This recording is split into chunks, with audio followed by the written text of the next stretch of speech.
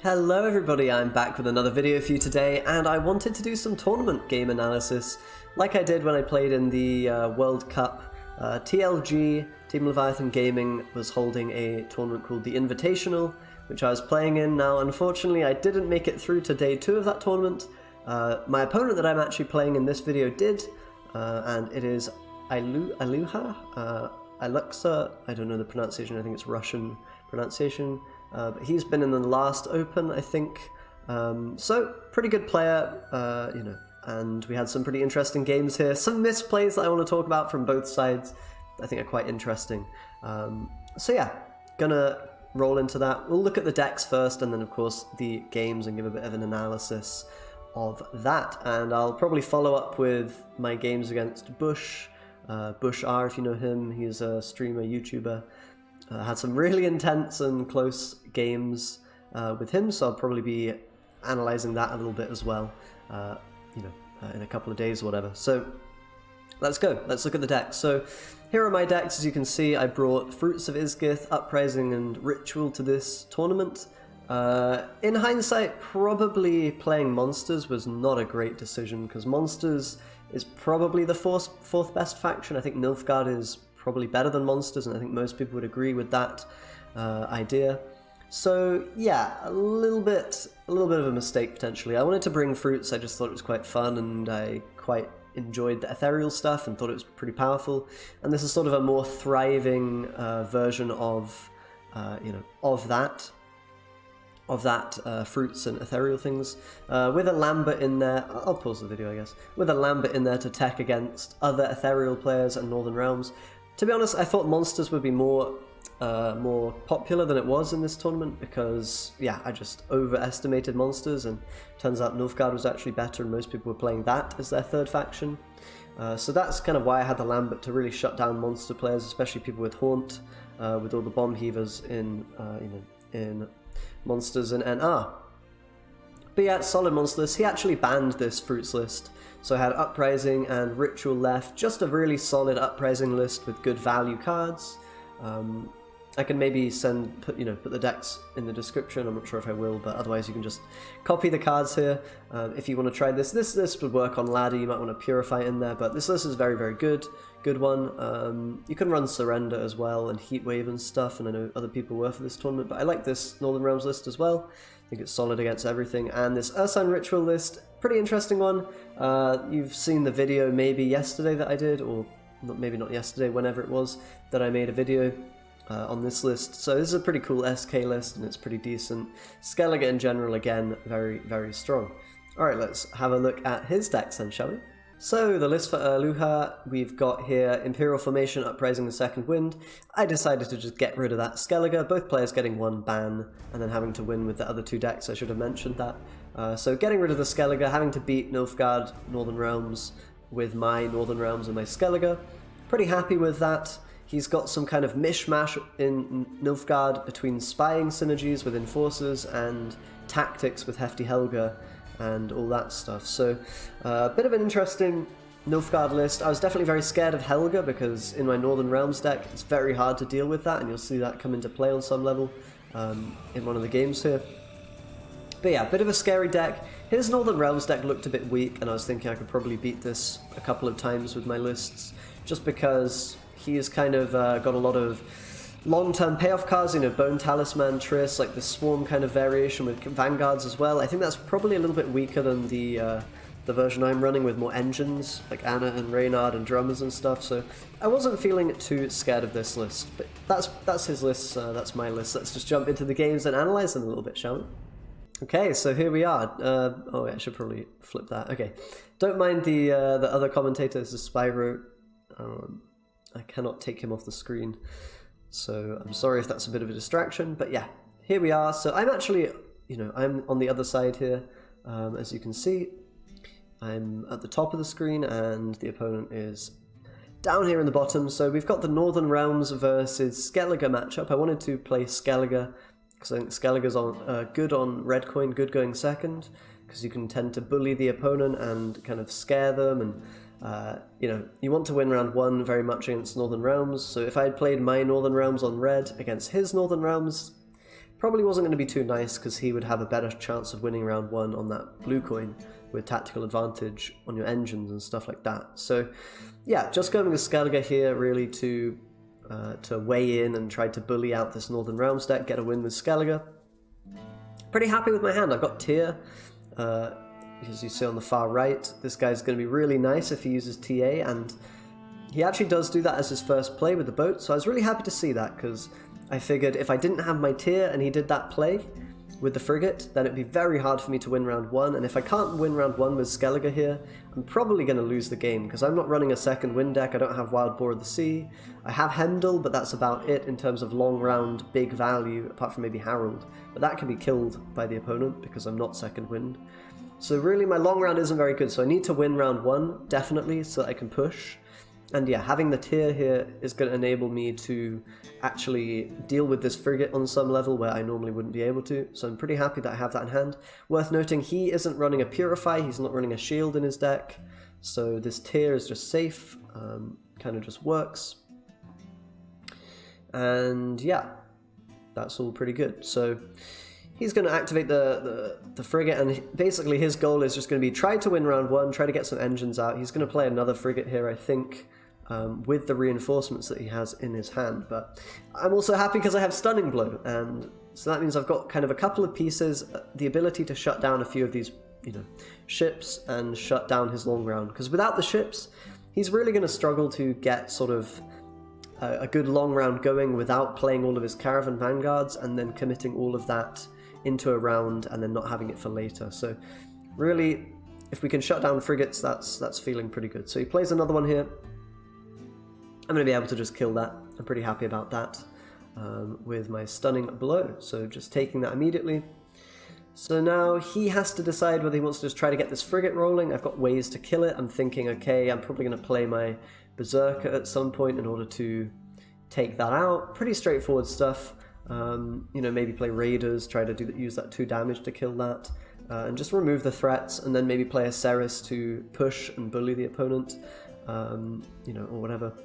But yeah, I guess we could skip forward a bit, because there's going to be quite a lot of thinking on some quite basic round 1 moves. So, yeah, opponent's going to go with Amphibious Assault into another frigate. Now this time I don't have an answer for it, so I'm just going to probably develop some kind of bronzing. I developed the Raider because I want to threaten Decoction, for example, onto this frigate. I can threaten that. I don't have it in hand, but the 8 damage there with the Raider could kill that frigate, so he might then want to try to activate the back one instead of the front one.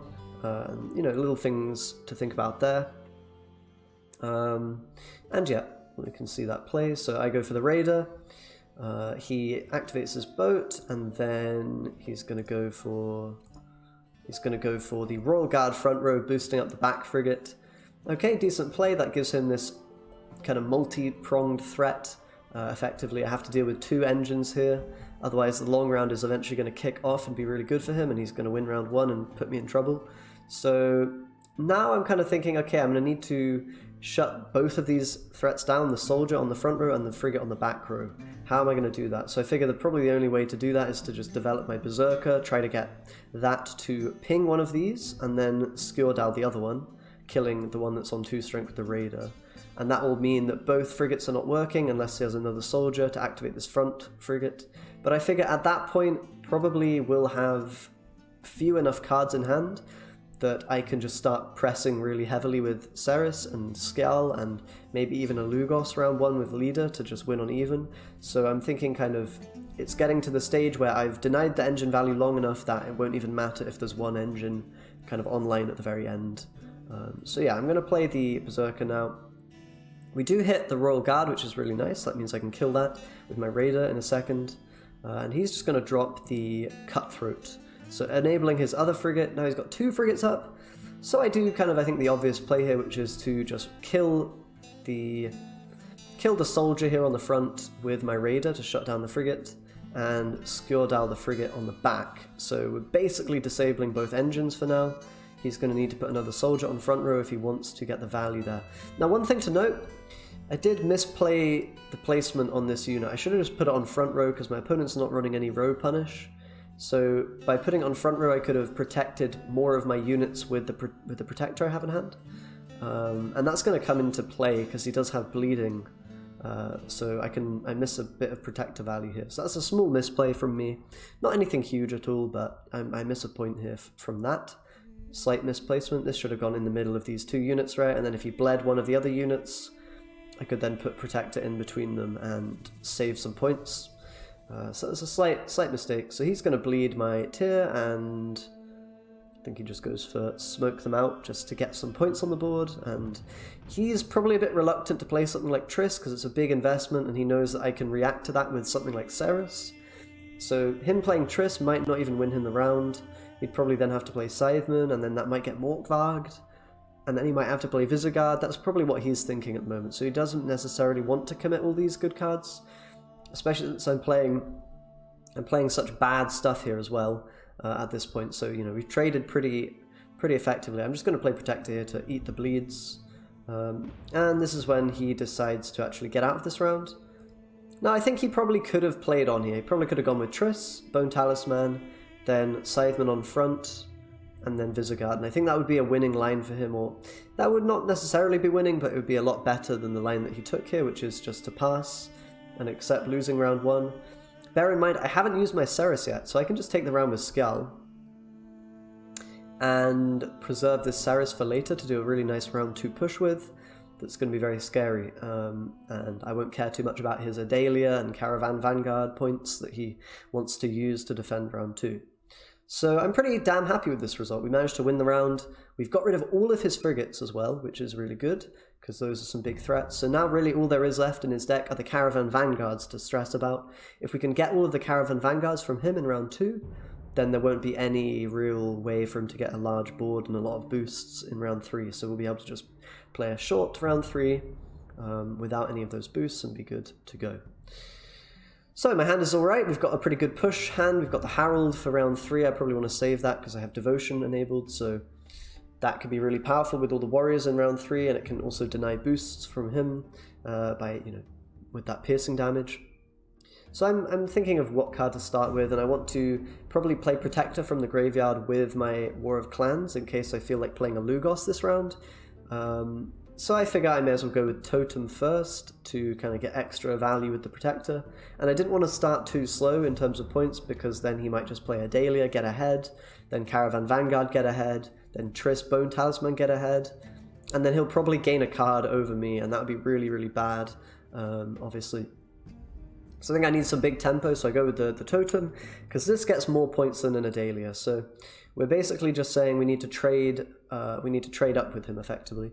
And the Ceres is going to provide a big boost. But for example, if I'd gone with the Raider here, we'd probably be kind of screwed because it's only a 7-point play. And then I'd probably be lacking points a little bit, you know, the subsequent turns. That being said, I do actually go with War of Clans in a second here, which is also kind of weak. So his play is just going to be a pretty straightforward Adalia. Needs to get those bodies on the board. I'm fine with that. Okay, I now commit to my War of Clans because I'm thinking if I can go Lugos this turn. Yep, so War of Clans, we damage the Caravan, get this guy boosted a little bit. Just, you know, feeling like if I can get Lugos and all these charges plus the Protector value, that'd be really nice. I know he has Baron though, so I'm not too excited for that because he might just play Baron and shut that down. But it's nice to have this threat on the board, potentially if I want to damage all his units with Lugos. So he just follows up with another Caravan Vanguard, pretty straightforward stuff. And now I'm a little bit behind, so I figure I need to play my Ceres to catch up. So now, interestingly, I actually just goofed really hard here. In the end, it ends up not being bad for me at all, but I goofed and I misplaced my Protector. Truth be told, this was only like my 3rd or 4th game with this deck, so I hadn't really twigged that you need to put the Protector on the right side of your, you know, board in order to get, you know, in order to hit the Shield Maiden. I figured I just play Ceres, and then I for some reason thought I could hit Ceres to spawn the extra Shield Maidens. So that was just weird play and kind of inexperience with the deck on my part, and, you know, a little bit foggy brain because I'd just woken up. But yeah, just a misplay there, so I randomly wasted a leader charge effectively, and arguably a point over here if I just, you know, played the Protector on the right side. But, you know, not the biggest deal. The point is we've got the Ceres down. We are forcing out another Caravan Vanguard. So at this point I'm very happy. I've seen kind of everything that I need to be scared of. I've seen all of the Caravan Vanguards, I've seen all of the frigates that he's playing. So there's not really any long round left other than the boosts, but the boosts without any actual board are not that scary. So I figure this is actually a pretty good time to pass. We're going to have a 6-card round. I have Harold, he'll be able to deny boosts. I have Lugos, who can deny boosts, and damage from Raider and bleeding and stuff. So I should be in a good spot to deny his leader value and just generally get a lot of points. And we've seen most of the threats from him. So I do take the pass. And I guess he plays Scytheman probably here. Although yeah, we have to wait a little bit and see. Because the video takes a while to catch up. Oh god. Yeah, whatever. I'll just wait, I guess. So yeah, pretty good situation here. Actually, it looks like... What, is he playing Assault? No, surely not. Surely not. I think he still has... Actually, he does. Oh, okay, he actually plays Assault. I thought he already played an Assault round 1. He did. So probably this is just a bit of a misplay, actually. Yeah, I'm not sure the... Unless I'm going crazy. I'm not sure the Scytheman is ever going to be worth more points than the Amphibious Assault here. Maybe he just forgot that he'd already played it. Yeah, bit of a weird play from him there. I think he should have not used that Amphibious Assault. Maybe he thought it was coming back when it wasn't. So yeah, I think that was a misplay, because I can't imagine the Scytheman ever being more points than an Amphibious Assault in this round. Kind of weird. And he's going to mulligan the Scytheman anyway. Oh, maybe the Scytheman wasn't enough points. What am I saying? Right, yeah, that's probably it. I'm really just losing it today. I can even check that, right? How many points did he need? Yeah, the Scytheman wouldn't have been enough. What am I talking about? Sorry, guys. Ignore me, ignore me. So has to play the Amphibious Assault there to get ahead and win the round. And now we're in round 3, and I'm thinking, okay, this hand's looking a bit sketchy. I need to find my sort of Hemdall, my Morkvarg, my kind of good cards, and I've got a lot of bronzes right now. And I'm going to end up with sort of a very bronze-heavy hand here. 4 bronzes to his 1 bronze. I'm really not happy about this situation, let me tell you that. I'm really feeling like I'm missing a lot of my power, and that this could actually end up being a loss, because my bleeding from villagers is going to get really awkward alongside my Berserker that needs to activate, and my Raider that needs to damage, and I want to play Harold first, so there's all sorts of awkwardness with this hand for me, but I figure, okay, well at least we can damage all of his units and deny boost value. That's something. That is something. So he's going to just lead off with the Royal Guard. I'm actually going to think now that I could play the Harold, but there's not really a great target for it right now. Kind of not super happy with that, so I think I do just decide... I guess I could have gone Protector to kind of maximize Protector value. That might have been a good idea. I was still thinking about Baron though, and that he could reset my Protector if I go big with that, so... I think what I end up doing here is Lugos, just to clean up this Radovid Royal Guard. It's quite a nasty threat, because he can boost another unit, protect stuff with that, which could be, you know, really quite annoying, get him a lot of upraising value, Visigoth value, so I'm just going to clean that up immediately. And the Lugos on some level is a threat that he should probably deal with, because otherwise we can play villagers on him to get a lot more value from that ability, and just, yeah, generally damage his board a whole lot. So he is going to go with the Ansays here to answer, which I don't think is a bad play. I think it's kind of needed. You could have waited on it probably, but he doesn't really have any other proactive stuff to use. Maybe Triss into Smoke Them Out could have been good. But regardless, I'm going to go with my Harold now, and I'm going to play the Raider because I want to get that long-term value going. It's kind of the only play, and now I can start damaging things if I need to with that Raider, so that's kind of nice.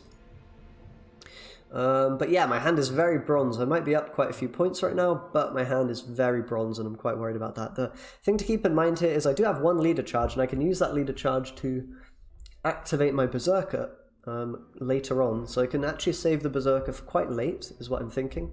And I can just play my villagers now and hopefully get Bloodthirst for my Raider at the very end. That's kind of how I'm thinking of sequencing here. So yeah, I'm figuring I need to probably just deny one of those boosts with my Raider. And then we can go ahead and play a villager here onto Triss. So I'm pretty sure that's what I go ahead and do. Yeah, we just villager up. I was thinking about putting it on the boosted unit. Actually, maybe I did do that. I think I did, yeah. yeah, so I bleed the 3 just to remove the boosts and get those bleeds ticking.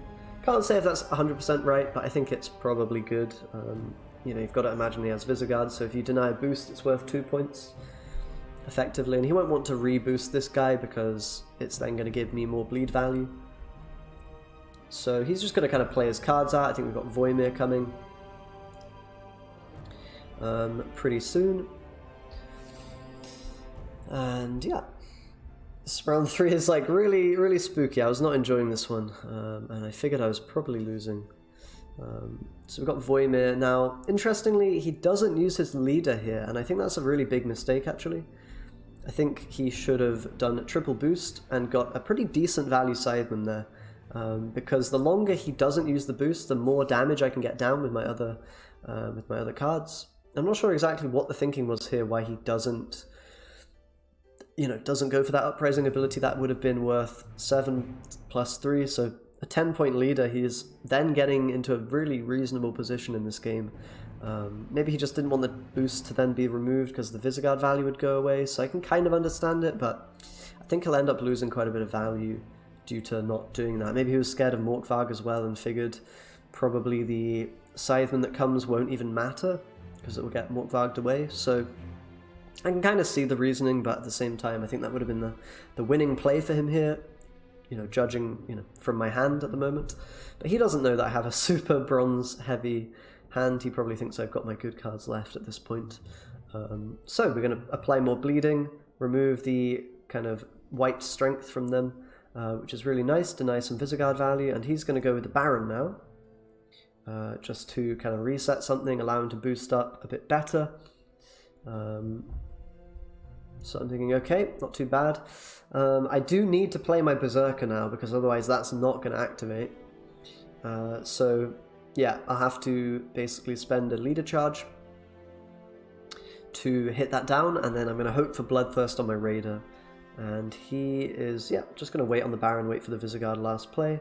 So I play my Berserker, and it pings, and then he just goes with his Visigourd, of course. After resetting and buffing Baron and another unit, just getting his boosts. And he can even deny the Bloodthirst here, which I think he does do. And, you know, it's denied anyway because his unit is dying on the front. So not getting Bloodthirst for my Raider really sucks. That's just going to be a 6-point play at the end of the round. He's got a Visigourd coming in for quite a bit of value, 10 points. So right now I'm kind of thinking this is not too good. I think I'm probably done for. But at the same time, I know I've got this pretty nice leader charge onto Berserker play in order to get a 6 and another 6. And it actually, with the bleeding and with the Herald hit as well, it actually ends up being enough for me. So I win by just about 2 points. Very, very close. I was very worried about where the leader charges were going in that game. And yeah, just a really close game, way closer than it should have been. I misplayed in round 2 a little bit, which didn't really matter in the end, but also maybe he misplayed round 3. But yeah, I didn't draw my golds as well. So all in all, shouldn't have been that close, but was in the end. Right, let's jump into the second game, shall we? And okay, a bit of game 2 action. I'm blue coin now. The coins have flipped. And I'm playing my Northern Realms deck, and he has Nilfgaard, so the spy and tactics kind of mishmash against my Northern Realms deck here. So this is a bit of a scary one, because Hefty Helga is something I really can't deal with very well. I don't have a good answer for his defender either, because I don't run Purify. So he's going to be able to protect Helga behind that defender and really cause me problems and just kill all of my engines with Helga, and maybe with Enforcers as well. So I'm really not looking forward to this matchup at all. I figure, well, I probably need to win round 1, and then what? Maybe I have to push and try to use my Karak Guard to move his stuff, but it's just really miserable. Miserable matchup. Nilfgaard definitely not too bad against Northern Realms. So I'm just going to kind of lead off in the typical kind of fashion, you know, for these kind of Northern Realms decks. I'm going to go with a Frigate probably, with Amphibious Assault, and get that rolling, because you kind of need those points to actually make round 1 work. And I was thinking, you know, maybe I could commit some weaker cards here before committing the Frigate, but I think I do just go ahead and Amphibious Assault. Yeah, just you could sort of start, you know, worth noting I'm on the other side this time, by the way, if you weren't aware. Yeah, so I do go with Frigate from Amphibious Assault, just get that card on the board, and figure I want to put it on front in case I need to go Royal Guard on front to boost it, which I'm thinking I might need to do if he tries to kill it with sort of, you know, well, there's many removals he could have. But I can also just go with the, you know, with the drummer or whatever, if I need to. But I figure it's just a bit safer to put this on front where you can put all your units and give zeal to them, and yeah, it doesn't really matter too much the placement, but it is what it is. So I think I'm not sure what he chooses to go with here. Let's see what he goes with. I guess he's thinking he needs to deal with Frigate, otherwise he can't really win the round. I was really scared of Invocation, actually. Invocation could have caused me a lot of problems. Just stealing my Frigate for himself, it's pretty good for him later, because he can just play soldiers, and he can boost it to play around my removal with his leader, and it's just, yeah. Frigate's really scary, so I think he should have probably invoed this immediately if he wanted to win round 1. Maybe, maybe not. He kind of goes for, he goes for Diviner, so he says, you know, this probably won't find value at all in this matchup. Just playing the Diviner, he's going to now play bad cards and pass, so I've identified that as what's happening. So I want to also play kind of, not necessarily bad cards, but definitely I don't need to play my best cards since he's not going with anything too crazy. So I'll just probably go with the drummer, set up an engine. If he's not going to invo me this round, then that feels pretty nice. I think I might actually go with something different here. I don't know, we'll see what I do. But I'm thinking kind of, if I drummer, it gives him more invo value, and I kind of don't want that to happen. So maybe I want to just go Royal Guard or put the Bleeding on and get those cards out of the hand. But yeah, I think any of the bronze plays here are kind of fine. I do go with drummer in the end and boost it. I figure this is just a nice little engine that's going to secure the round for me. Even if he starts going with sort of bigger cards now, still going to be able to take it after I play sort of my back row soldiers. And of course I'm enabling the Frigate. So now, yeah, he's just going to go ahead and play weak cards because he decided he wanted to lose round 1 and just play defensively. So he's just going to play a 3-point Potato Man. I'm pretty happy to see that. That means I've got a really chill round 1 win here. So I'm going to play another card because I'm on 8. And I may as well play the Ronvid to carry over that. So I'll play him on front. I'm now 20 points up, and he goes with another really weak play, just he just goes with a Tawny Joust. So there's a couple of things I'm thinking here, and I'm thinking I could actually make a pass, because he can't really do this in one card without committing leader charges, which is bad for him. So he'll play a good card and another one to actually take it, which means he won't be able to push me in round 2. So that would mean that I'm actually getting first say in round 3. I can maybe deal with his Hefty Helga somehow, with either getting an early Karat Guard developed or, you know, Ansei's boosted potentially with a Royal Guard to kill Helga. There's some options for me, so I'm thinking actually the pass here is not too bad and it might give me my best chance. I don't really want to push into him because I'm sort of the long round favoured deck if I can make everything go my way and actually manage to develop my engines and not have them all be removed. And that's the other thing. He played a Tawny Joust, which means he has less removal later with that Helga for my unit. So I'm thinking actually even if Helga sticks around, I think the long round it won't be too bad. And truth be told, I was just thinking this is probably a loss whatever I do because of his deck countering mine pretty hard. So I figure I'll just take the pass, maybe something weird will happen and I'll actually be able to either get, I don't know, a couple of really good cards from him here, for example, or maybe he'll have to actually play a Defender or a Helga or some problem for me later. You know, and yeah, just figure that taking the pass here is pretty wise. So he actually does catch up here. Of course, he has to play, otherwise he loses on even, which would be really, really awful for him. So he plays Brathens to grab the Informant, and then he plays a follow-up of I can't remember what exactly, but whatever it wasn't too scary. I think I think it was Invo, right? Yeah, he invoed my Frigate. So he invos my Frigate, gets ahead there. And that's a bit scary. Now I've got another threat to deal with in next round, and or round 3. But Invo is gone, and that's a big deal because it means I can just kind of boost my, you know, he doesn't have any more tool removal in his deck, so I can just boost my units up pretty tall. and as long as there's nothing already on the board, you know, Helga and damage and stuff, then we're probably fine. But yeah, I'm thinking this is a bit worrying. I do have a pretty good hand, but if he plays correctly, I think it's going to be really hard for me to actually win this round 3, even with first save. So yeah, not exactly an ideal spot to be in, so we'll see what happens here. So round 2 starts, and my opponent actually decides to do something really bizarre, and I think really quite bad.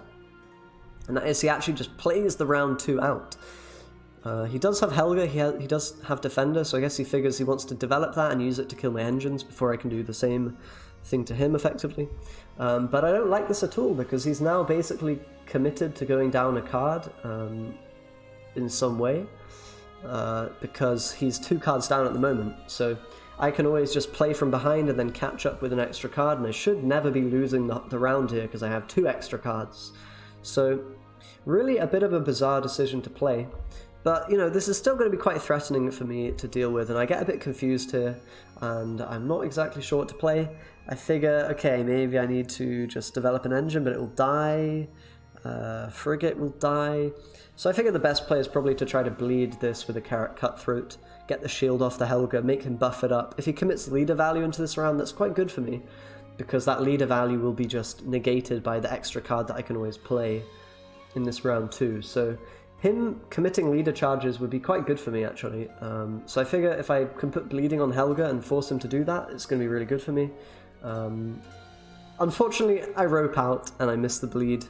But this does mean that my opponent wants to kill that Cutthroat, which actually ends up being potentially beneficial to me, because he's going to go Tawny Joust to actually kill that Cutthroat.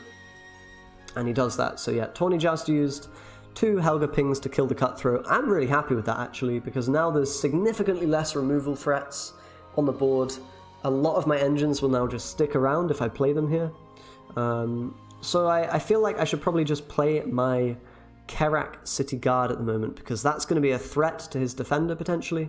You know, at any point I can use that to move Defender and deal with engines on the other side. So I should get that rolling, get the boost going on that, in order to use that order effect later, potentially, and have that threat. So right now I'm feeling really great. I'm actually ahead in points, and I've got an engine on the board, and it's not dying, and he's kind of run out of removal for the most part here until he develops more, you know, more tactics or some spying units, you know, with enforcers. So I'm feeling really good. I'm feeling really good about this. So what does the opponent go for? He does play Defender. He kind of has to all in now with this Helga in terms of his tactics plays, because that Helga won't find as much value, you know, if he doesn't play them now. So he needs to get that Defender value and use that here. So I'm pretty happy about this, and I'm thinking, okay, we've seen the Invocation, we've seen the Tawny Jousts. There shouldn't be anything that kills my Baron. So I just slam Baron. And turns out I forgot he had Bribery still, and that Bribery could actually high roll into killing my Baron.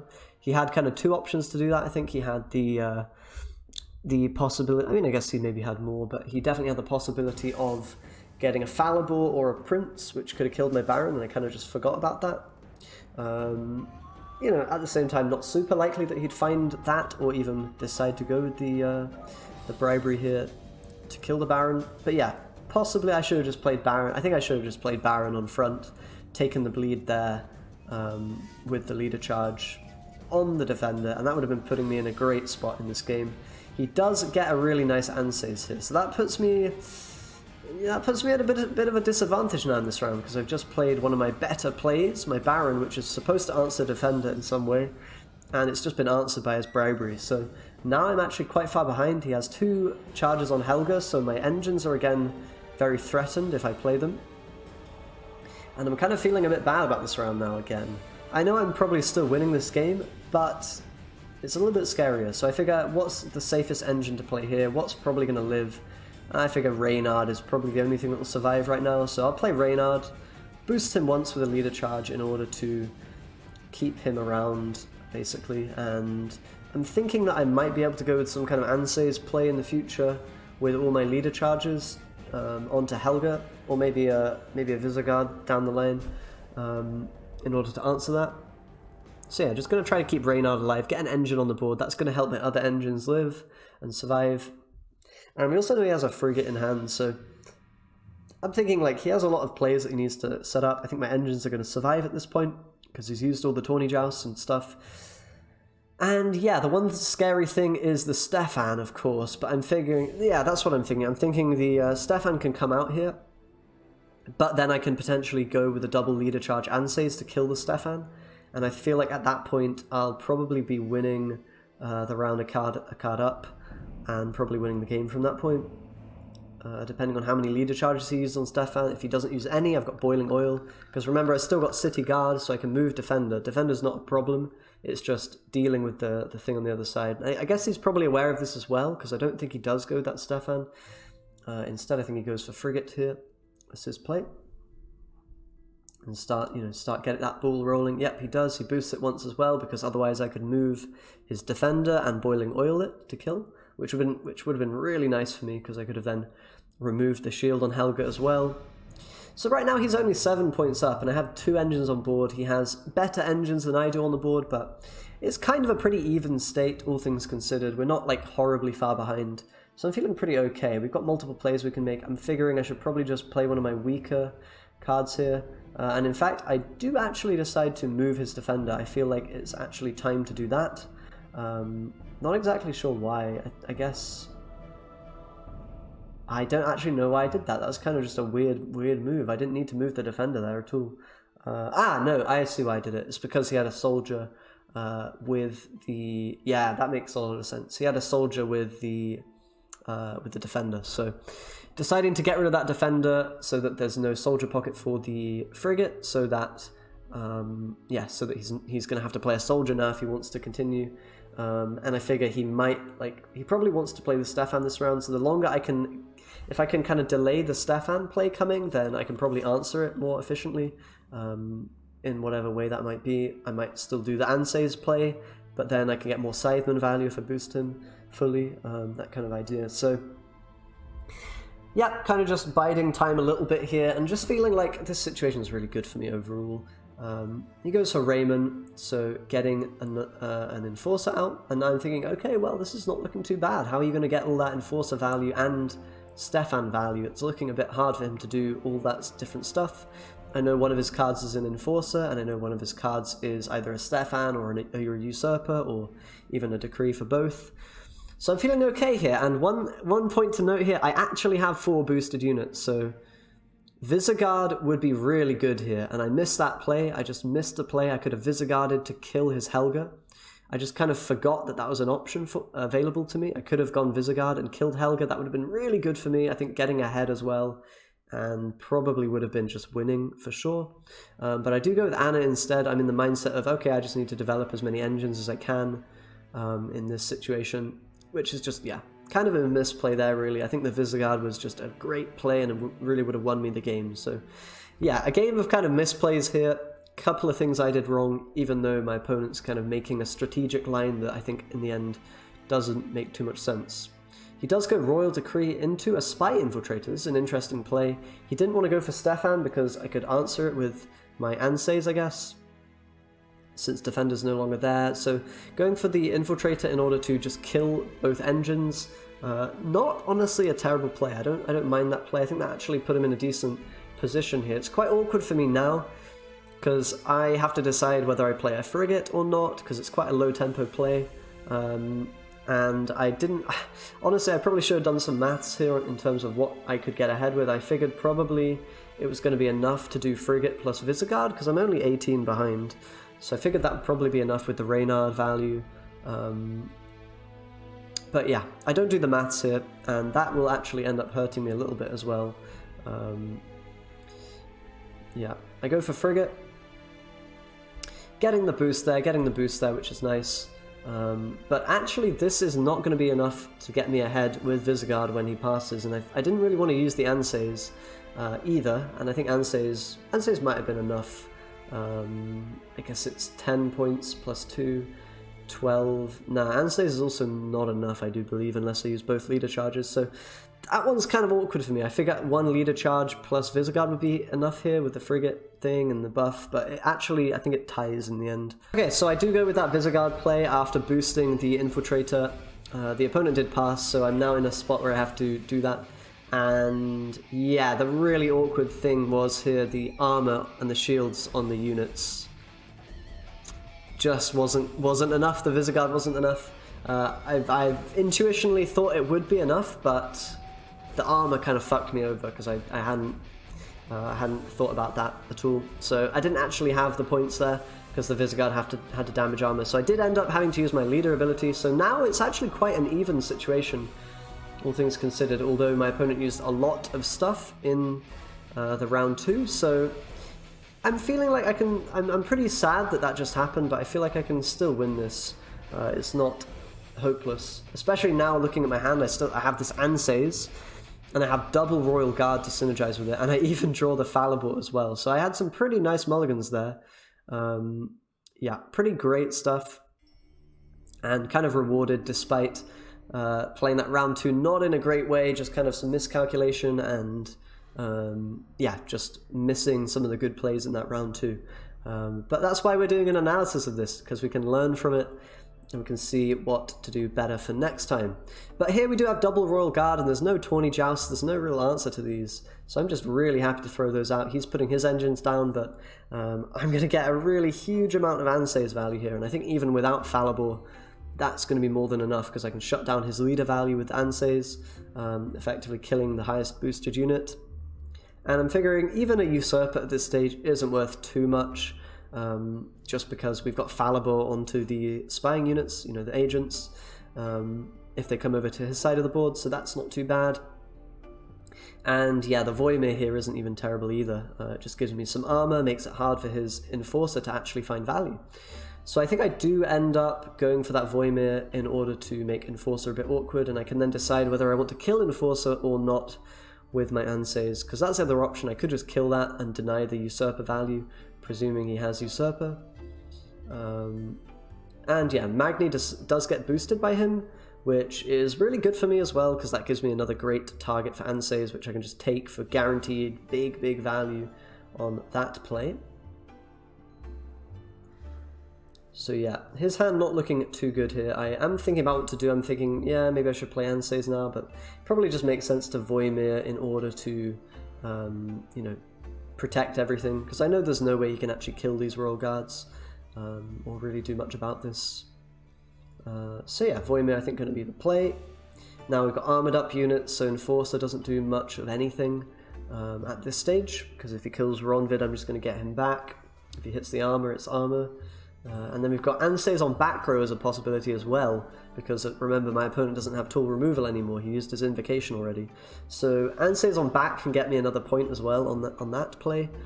So yeah, at this point I think the game's just quite over, and really it was over the moment he decided to push in that round 2. I made a couple of mistakes in that round 2 even myself, and it didn't really end up mattering because of that misdecision, you know, bad decision to push in the round 2.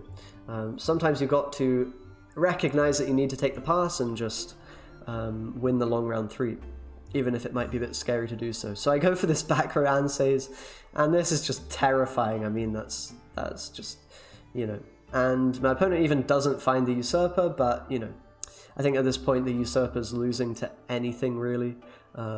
So yeah, pretty straightforward, just big Ansays value, and you know, even Usurper damaging Ansays is not really going to do anything, and we're going to get that fallible value to win. So yeah, wasn't really close at all. Even if he was getting his best card there with Roderick, that was still going to be a bit of a rip game, a bit of a game over for Iluxa. But yeah, some interesting stuff there. Basically, important not to push 2 cards down in the round 2, even with that first say advantage. And yeah, thought it would be interesting to talk about some of the small mistakes with the different decks from me and my opponent there, and hope it was maybe a little bit educational or just interesting in some way to get some perspective on the higher level games. If you want more of this, then do let me know in the comments, because they are a bit of a hassle to make, sort of in terms of just commentating such a long thing that I've already experienced. So if you want to see more of this, then let me know, like, subscribe, etc., and comment to tell me that's worth doing. If not,